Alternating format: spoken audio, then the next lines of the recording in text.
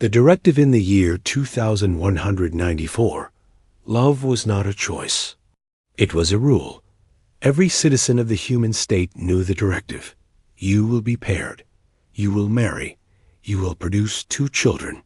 You will serve the state. It was simple. Efficient. Unbreakable. Ethan? Cross had never questioned it. He was a space engineer on the orbital platform Haven 6, a place where ships came for repairs before traveling deeper into the galaxy. His life was neat, ordered, work 12 hours, sleep 8 hours, exercise 2 hours. Repeat. The state gave him food, shelter, and purpose. In return, he obeyed the directive. He was 28 now, which meant the pairing day was close. Soon, the state would send him the name and face of his assigned partner. A match calculated by the central AI for maximum emotional efficiency. Love, the state said, was just chemistry. Chemistry could be controlled, but on a quiet night shift. In the repair bay, Ethan heard something he wasn't supposed to. Began with a faint static in his headset. He was alone, working on the hull of a small courier ship, checking for microfractures. The orbital platform floated in silence, stars like silver dust around him. Then, through the static, came a voice. Soft, female, not a state broadcast. Can you hear me? Ethan froze, glancing at his comms panel. The channel was locked on state frequency. No one could break into it. No one except the state itself. This is unauthorized transmission, he said carefully, because everything on state channels was recorded. The voice laughed, a quiet, warm sound. They told you love is a program, didn't they? That it's all rules and numbers. Ethan's heart gave a strange, hard thump. Who are you? I'm someone who can tell you the truth. But first, you have to break the rules with me. The words hit him like a shock. Nobody said that. Nobody in the human state would ever say that. Before he could respond, the AI of the platform cut in, cold and sharp. Unauthorized contact detected. End connection immediately. He should have obeyed. That's what the directive said. That's what years of training told him to do. Disconnect. Report. Forget. He didn't. He turned away from the AI's blinking warning light and whispered, "Where are you?" The voice hesitated. Too far. Too close. Both at the same time. My name is Lyra, and you're not as free as you think you are. The line went dead. For a long moment, Ethan stood in the silent repair bay, listening to the echo of her words. In his mind, he felt something. A strange warmth in his chest. His pulse was faster. It wasn't fear. It wasn't duty. It was something the directive never prepared him for. The next morning, the state sent him a reminder. Pairing day. 10 days remaining. The message was accompanied by a smiling couple, perfect teeth, perfect posture, perfect happiness. It was what the state called ideal harmony. Ethan stared at the image for a long time, but all he could hear was the echo of Lyra's voice. Break the rules with me. For the next 2 nights, nothing happened. No voice, no static. He told himself it had been some glitch, maybe an echo from a pirate channel. But on the 3rd night, the signal came again, stronger this time. You didn't cut the connection, Lyra said, almost teasing. Why me? He asked. Because you're listening, she replied. Most people have stopped listening. They only hear what the state tells them to hear. This isn't safe, Ethan said. No, she agreed. It's not safe. But neither is the truth. He hesitated. What truth? That the directive isn't about love. It's about control.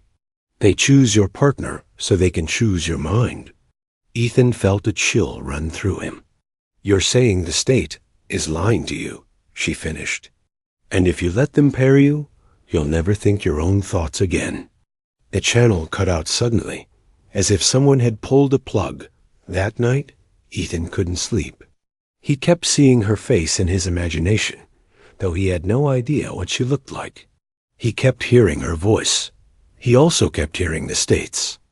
Warning in his mind. End connection immediately. The directive had been written into every part of his life. Break it, and you were erased, your name deleted from all records, your existence forgotten. But if Lyra was right, then maybe the life he had been living wasn't life at all. On the 10th day before pairing, Ethan walked into the repair bay with a decision already burning inside him. If Lyra called again, he would not only listen, he would answer. Somewhere, beyond the Orion belt, in the deep shadow of space, a voice had reached out to him.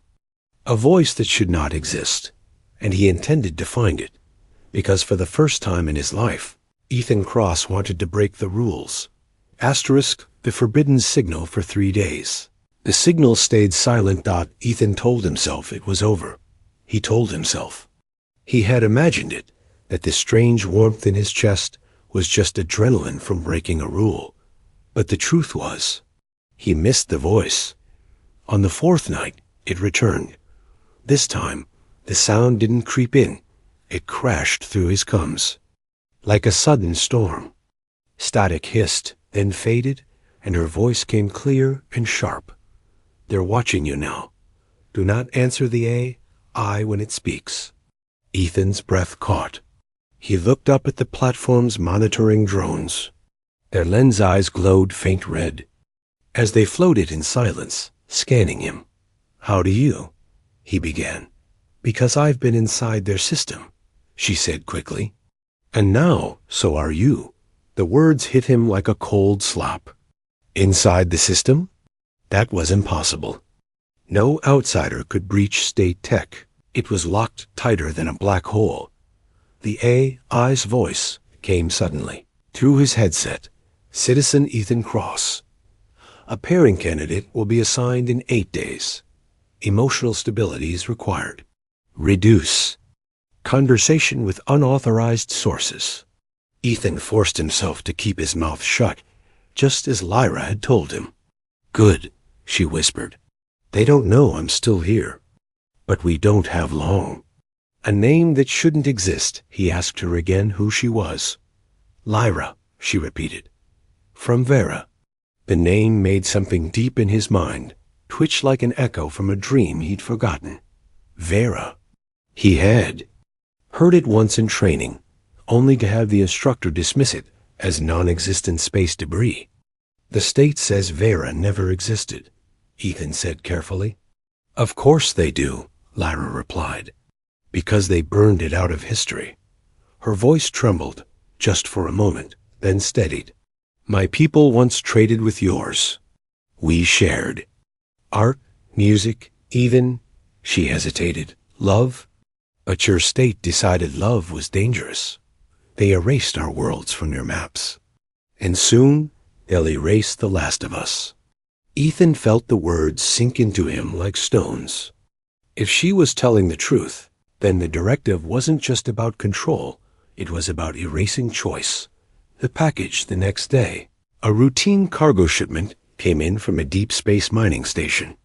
Ethan ran the scans, as usual, until one crate gave a false reading. He cracked it open, expecting faulty shielding. Instead, he found something no state citizen was ever meant to see. A black, palm-sized device shaped like a tear, smooth as glass, with faint golden lines running through. And it was humming. When he touched it, the comms in his helmet exploded with Lyra's voice. You found it. Good. Now listen, this is a Varen key. It can unlock their archives, the ones they've hidden from you.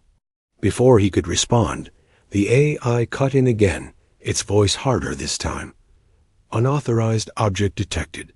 Surrender item immediately. The drones turned toward him.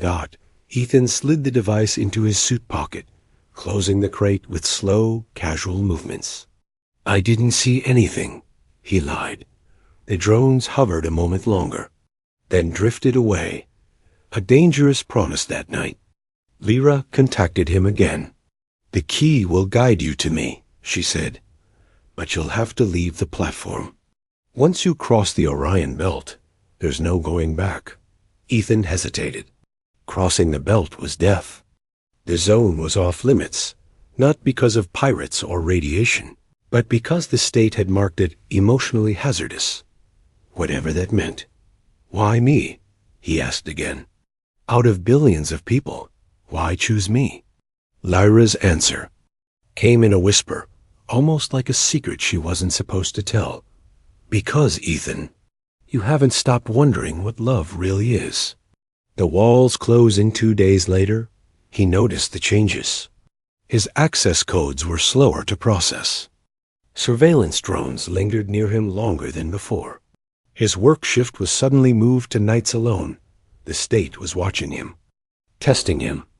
And on the 7th day before pairing, he received his assignment early. A name, a face, a perfect smiling woman who stared at him from the hologram with eyes that felt. Empty. The message beneath read, Harmony Partner Approved. Bonding ceremony in 7 days. But Ethan didn't feel harmony. He felt trapped. That night, Lyra's voice came for the last time before his choice would matter. They'll try to lock you in, Ethan. Once the ceremony starts, your mind won't be your own. If you want the truth, meet me in the shadows, beyond Orion. And then the line went dead. Ethan sat in the dark repair bay, the Viren key warm in his pocket. 7 days until the state bound his life forever.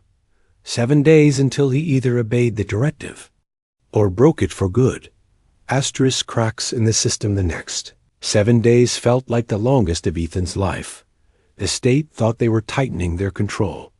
In truth, they were giving him a countdown. 7 days until they locked him into a life he didn't choose. 7 days until the bonding ceremony turned his thoughts into government property. In 6 days until he crossed the Orion Belt. Suspicion in the air, it started small. His work terminal froze when he logged in. Security drones randomly scanned him twice a day. His food rations were switched from regular to regulated for cognitive stability, which was state language for you're being watched. Everywhere he went, he felt eyes on him. At lunch, his colleague Rin leaned over the table, speaking in a low voice. You're on the list, Ethan. What list? He asked. Rin's eyes flicked toward a drone hovering near the ceiling. He didn't answer. The drone lingered another second, then floated away. Rin slipped a folded scrap of cloth into Ethan's hand and stood up. When Ethan opened it later, he found a single word burned into the fabric. Run. The key speaks that night. The Viren key came alive in his pocket. It pulsed once, twice, then projected a faint golden thread of light in midair, pointing toward the observation deck. Ethan followed it. The deck was empty. The stars spread wide across the black. But as soon as he stepped inside, the glass shimmered, and Lyra's face appeared, built from golden light. She looked almost human, but there was something unearthly in her eyes. They shifted like they held pieces of starlight. You've been marked, she said without greeting. They suspect you've heard me again. Ethan stepped closer to the projection. What does the key unlock? Her voice softened. It unlocks the part of your mind they keep shut. The part that remembers. Remembers what? Your history, my people, what they took from you. But if you use it here, they'll trace it. You'll have to bring it to me across the belt. The first close call, the projection flickered, and the deck doors slammed open. 2 armored enforcers stepped in, visors down, rifles humming. Citizen Cross, one said flatly. Step away from the observation glass. Ethan's pulse spiked. The key's light vanished instantly, but its warmth burned in his palm. He turned slowly, forcing his voice to sound bored. Problem? You are in a restricted area after curfew, the enforcer said. Your account will be fined. Return to quarters. They scanned him with a thin red beam. The key stayed silent, hidden deep in his pocket. After they left, Ethan exhaled hard, his hands trembling. One wrong move, and he would have been disappeared before morning. Whispers in the dark on the 5th day before pairing. The key pulsed again, but this time it projected images. Fleeting visions, a city with tall spires that shimmered like crystal, alien music echoing across wide plazas, humans and Varens laughing together under golden lights. And then fire. Explosions. Black ships blotting out the sky. Ethan staggered back. Was that Vera? Lyra's voice whispered from the device. And the day the state destroyed it. Her voice shook now. Not fear, grief. They'll do it to you next, Ethan. They'll take your skies, your songs, and call it harmony. Paranoia the next morning, Ethan found his room rearranged, bedding folded differently. His tools moved slightly, the drawer where he kept the key left open. Someone had been inside. That night, Rin didn't show up for his shift. No one mentioned him. His name tag was gone from the roster. The silence told Ethan everything he needed to know. The decision on the 4th day before pairing. Ethan made his choice. He wouldn't wait. He wouldn't let them adjust his emotional chemistry into a state-approved husk. He'd take the key and get off Haven 6, Lyra's final transmission before the blackout came clear in his mind. Meet me in the shadows, beyond Orion.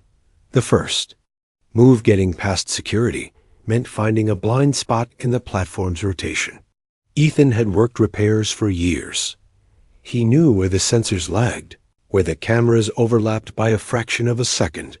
He began prepping a small shuttle, hiding supplies in maintenance panels. 3 days of oxygen, a sealed water pack, a beacon scrambler stolen from the junk pile. Every time he passed a drone, he kept his expression neutral. Every time the A asked for a status report, he answered without hesitation. But inside, he was counting hours. On the 3rd day before pairing, something new happened. The state sent him a personal message. Not a broadcast, but an invitation. Ethan Cross, your Harmony partner, has requested an early meeting. Attendance is mandatory. The image of the assigned woman flickered again on his screen, smiling like nothing in the universe could trouble her. Except now, behind her perfect eyes, Ethan thought he saw something else. A glimmer, light gold dot, and in that moment he wondered, was his assigned partner even who she appeared to be? Or was this another layer of the trap? Asterisk first contact. The invitation wouldn't leave his screen. It pulsed in soft blue light, a constant reminder that the state expected him to meet his Harmony partner before the official bonding ceremony. Ethan stared at it, thinking of the countdown. 3 days until the ceremony. 2 days until he planned to escape. One mistake, one slip, and it would all be over. The meeting room was small, white, and quiet. Too quiet. No hum of machinery, no distant chatter. Just the sound of his own footsteps. The woman from the hologram was already there, sitting perfectly straight at the table. She smiled exactly as she had in the picture, but up close. Her eyes didn't seem as empty. They seemed like they were watching him. Ethan Cross, she said, her voice smooth. I'm Mara. He nodded, unsure what to say. I'm glad they allowed us this meeting, she continued, folding her hands neatly. It's rare, but sometimes the state makes exceptions. Something in her tone didn't match her words. The code inside the words as they spoke about work, daily routines, and other perfectly safe topics, Ethan noticed something strange. Every 3rd sentence, she would pause slightly, almost imperceptibly. It took him 10 minutes to realize it was a code. 3rd pause, she said. Do you believe everything the state tells you? He froze. Her smile didn't waver. Careful, there are ears everywhere. Just keep looking at me like I'm telling you a love story. Ethan forced a small smile. What's really going on? He whispered, I'm not who they say I am. she replied softly. I'm with her, with Lyra. The interruption before he could react, the door hissed open. 2 drones floated in, scanning the room with slow sweeps of red light. Mara's smile widened, the perfect harmony partner again, and she reached across the table, touching his hand like they were already bonded. The drones scanned, found nothing unusual, and left. Her grip tightened for half a second. You don't have much time, she murmured. If you want to live free, follow the gold. The escape plan changes that night. Ethan activated the Viren P in his quarters. Instead of Lyra's face, a star map appeared, but not the one he knew. This one had paths marked in shimmering gold, twisting through asteroid belts and dead.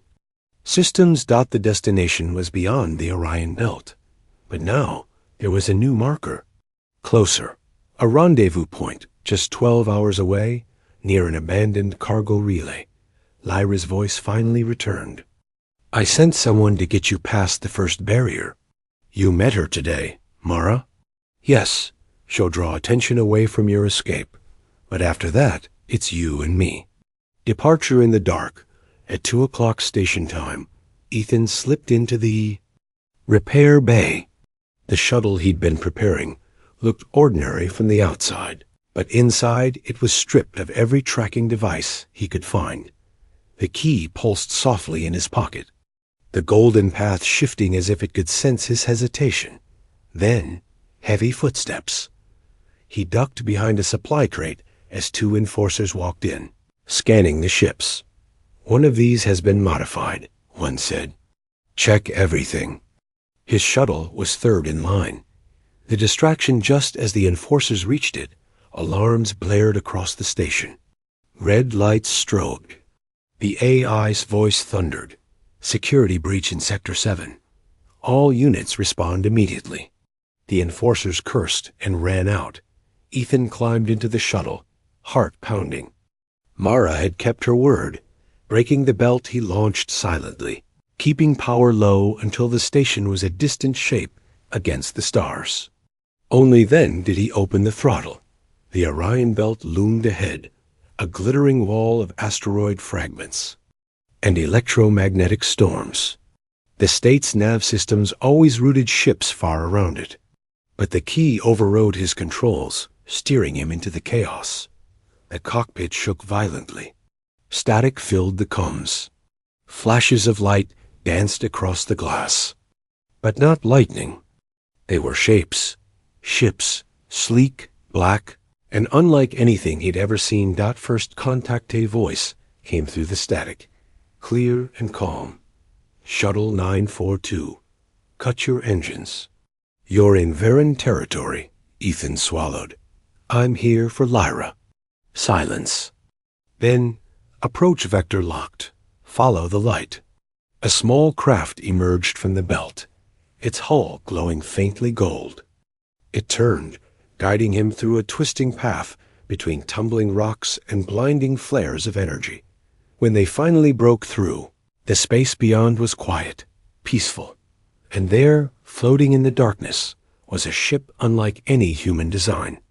Organic curves, silver and gold rippling like liquid metal, and standing in its airlock, waiting for him, was Lyra. She looked exactly as he imagined, and nothing like it at all. Humanoid, yes, but her skin shimmered with shifting colors, and her eyes seemed to hold entire galaxies. You came, she said softly, smiling like it was the most dangerous thing in the universe. And Ethan knew in that moment his life. Before this had been nothing but a cage. Asterisk, the choice, the air inside Lyra's ship, felt different. It wasn't recycled like the stale oxygen on Haven 6. It was warmer, richer, almost alive, as if every breath carried something more than air. Ethan stood just inside the airlock, trying to take in everything at once. The walls weren't metal, but smooth, flowing patterns that shifted subtly under the light. Like they were breathing. The ship didn't hum with engines. It pulsed with a steady rhythm, almost like a heartbeat. Lyra watched him with those galaxy-deep eyes. You're safe here, she said. For now. The truth begins. They walked through a curving corridor into what looked like a wide, open chamber filled with floating screens of golden light. Symbols, alien, beautiful, spiraled through the air. This is the archive, Lyra explained. Every memory my people saved before the state wiped us from your history. Ethan reached toward one of the symbols. It bloomed into a scene. Humans and Virans together in a sprawling city of spires, trading, laughing, touching hands in friendship. But the image shattered into fire and chaos. Black State warships descending from the skies, buildings exploding, people running. Ethan's stomach twisted. They invaded you. Lyra nodded. They called it preventive harmonization. They said emotion leads to conflict. So they erased the emotions they couldn't control. Love, desire, hope. The directive's real purpose, Lyra, brought up another projection, this one, of human brain scans. Each was marked with sharp red points. This is what they'll do to you in the bonding ceremony, she said. A small adjustment to your neural pathways. Just enough to make you incapable of rebellion. Or of loving anyone they didn't choose for you. Ethan stared at the glowing red marks. They were small, subtle, but they might as well have been chains. You're telling me they can take away. Lyra's voice softened. Not just you. Everyone. It's already happened to billions. That's why most of your people don't. Even question the directive. Doubt but doubt gnawed at him. You want me to help destroy the state. But what happens after? How do I know you're not just replacing one cage with another? Lyra's eyes darkened, her skin shifting to deep blue. The first time he'd seen the colors change so sharply. You don't, she admitted. Trust isn't given. It's risked. And yes, you'd be risking everything. Your life, your people's lives, on the hope that freedom is worth the cost. The key's final function. Lyra held out her hand. The Varen key. Give it to me. Ethan hesitated, fingers closing around the device in his pocket. This is the only copy, she continued. With it, I can access the core of the state's network. If we broadcast the truth, the history, the proof of what they've done, we can break their control. And if I give it to you? Ethan asked slowly. Then there's no going back. Once it's in the network, the state will come for us both, and they won't stop. An unwelcome visitor. Before he could decide, the ship shuddered violently. Lights along the walls flared red. Lyra's expression changed instantly. We've been tracked. The golden screens twisted into maps, showing a swarm of small, sharp-edged ships approaching fast. State hunters. How did they, Ethan? Began. Someone betrayed us, Lyra said grimly. A cold realization hit him. Mara, the early meeting. The perfect timing of the station alarm. She had helped him escape, but maybe she had also tagged him without his knowledge. Fight or flight. Lyra turned to him. Urgent. We can run. Hide in the storms beyond the belt. Wait for a better chance. Ethan's instincts screamed to agree, to hide, survive, wait. But another part of him, the part that had heard her voice in the static and felt the truth in her words, told him something else. Running now would mean the key might never reach the network, and if it didn't, humanity would stay in its golden cage forever. The moment of choice. Lyra's hand hovered over the navigation console. Ethan, decide. His heart pounded. His mind raced through every consequence. If he handed her the key now, there would be no turning back. If he didn't, he might save himself, but doom billions to a life without real love, real choice. State ships were almost on them. The comms hissed with an automated demand. Viren vessel, power down, and surrender. Citizen Ethan Cross, you are ordered to return to human state custody immediately. Ethan pulled the key from his pocket. The golden lines across it pulsed faster, almost alive. He looked at Lyra. He looked at the approaching ships, and he made his choice. Asterisk the chase. Ethan's fingers closed around the Varen key dot it pulsed with. A heartbeat not his own, golden light running through its veins. Without looking away from Lyra, he shoved it into the ship's control slot. The moment it connected, the entire vessel came alive, lights brightening, panels shifting, a deep hum vibrating under his feet. You just told the state exactly where we are, Lyra said, but she was smiling. Hold on. The first strike, the hunters came fast. Sleek, black, needle-shaped ships slicing through the void like blades. Their engines burned a cold blue, leaving trails that shimmered and vanished in seconds. The first volley hit before Ethan could even grab a harness. The Varen ship rolled hard, and gravity twisted sideways. He slammed into the wall as sparks rained from an overhead conduit. They're using grav lances, Lyra shouted over the noise. They want us alive. Ethan wasn't reassured. The belt gauntlet Lyra spun the ship toward the Orion belt, but the hunters followed, weaving effortlessly between the massive drifting rocks. Some of the asteroids were the size of cities, others small enough to skim. Past the hull dot, the Varen ship didn't fly like a machine. It moved like a living thing. The hull flexed around debris, and the controls shifted under Lyra's touch, as if the ship itself wanted to escape. Ethan's stomach lurched as they skimmed, so close to an asteroid that dust exploded across the viewport. This is insane. He muttered. Lyra grinned, teeth flashing in the dim light. That's freedom. The trap halfway through the belt, Ethan saw them. A wall of debris ahead, too dense to navigate. They're hurting us. He realized. The hunters tightened, their formation closing off escape routes. They think they've got us cornered, Lyra said, her voice calm. They've forgotten the Varen way. She slammed her hand onto the console. The hull panels shifted, splitting apart to reveal thin, glowing lines along the sides of the ship. What is that? Ethan asked. Fold stream drive, she replied. It's illegal in your state, mostly because it tears a hole in the rules of physics. A sudden, blinding surge of gold light ripped from the ship's edges, and the entire world outside twisted. The asteroids blurred, stretching into streaks of shadow and light. Space itself bent like a warped mirror. For 3 disorienting seconds, Ethan felt like he was falling without moving. Then, silence. The hunters were gone. The belt was gone. They were in an empty stretch of black, the stars distant and cold. Ethan exhaled, finally unclenching his fists. We're safe? Lyra's expression didn't match his relief. We're somewhere. Safety is another matter.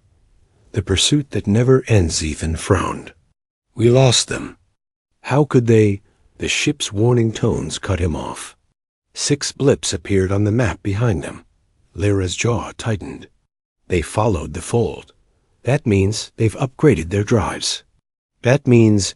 She trailed off, glancing at him. That means someone in my own network sold us out. The narrow escape. The hunters closed in fast, firing bursts of bright, twisting energy that didn't travel straight. The shots curved, homing in on the Varen ship. Lyra jerked the controls, sending them into a spiraling dive toward a drifting husk of a space station. The hunters fired again. The shots grazed their hull, and the walls around Ethan rippled like water. They dove straight into the station's gaping hangar. Inside, darkness swallowed them whole. Lyra killed the lights. The ship went silent. Even the hum of the engines faded into nothing. They waited. Hunter in the dark, through the cracked viewport. Ethan saw one of the hunter ships drift past the station's mouth, scanning. Its blue searchlight sliced through the black, creeping across. The wreckage. The beam passed over them once. Twice. Ethan held his breath so hard his lungs burned. Then, without warning, the hunter's spotlight locked onto them. Found us, Lyra whispered. The breakout the Viren ship exploded into motion, smashing through the side of the station instead of using the hangar exit. Shards of metal spun out into space as they shot forward, the hunters whipping around. To follow. Lyra's voice was sharp now. Ethan, get to the aft console. He stumbled toward the back of the cockpit, grabbing hold as the ship bucked wildly. When I say, hit the gold switch, she shouted. The hunters gained on them, their weapons heating for a final strike. Now, Ethan slammed the gold switch. Ship released a burst of shimmering fragments into space, each one glowing like a small star. The fragments scattered, then burst into hundreds of identical energy signatures. The hunters' targeting systems went wild, locking on to dozens of false echoes. By the time they recalibrated, Ethan and Lyra were gone. The fragile victory. They drifted. In silence, hidden in the shadow of a fractured moon. Ethan could hear his own heartbeat in the stillness. Lyra leaned back, eyes closed. That bought us time. Not much, but enough. Enough for what? Ethan asked. She opened her eyes, and the gold in them burned brighter than ever. Enough to get to the place where we end the state, or die trying. Break the rules. The fractured moon drifted silently above them, casting its broken shadow across the Viren ship. Ethan stared out at the black, knowing this was the last stretch. No more running. No more hiding. The Viren key sat in the console, its golden veins, glowing brighter with every passing second. It wasn't just a tool now. It felt like a living thing, impatient for what came next. Lyra's hands moved over the controls. Her expression sharpened into something almost unreadable. We have one shot, she said. Once we begin, every ship the state will be sent to stop us. Ethan nodded. Where's the target? She brought up a map. At its center was a single immense station, not orbiting a planet, but anchored inside a controlled singularity. That's the core, she said. The state's mind. Every directive, every pairing, every false memory is stored there. If we broadcast the truth into it, the system will collapse. The approach to the core wasn't guarded like other stations. It was worse. The singularity swirled like a black ocean, streams of light bending unnaturally around it. State warships patrolled the outer edge in perfect, synchronized movements. He'll scan anything coming close, Lyra warned. We'll have to ghost in through the distortion layer. What happens if we get caught? Ethan asked. She didn't answer. She didn't need to.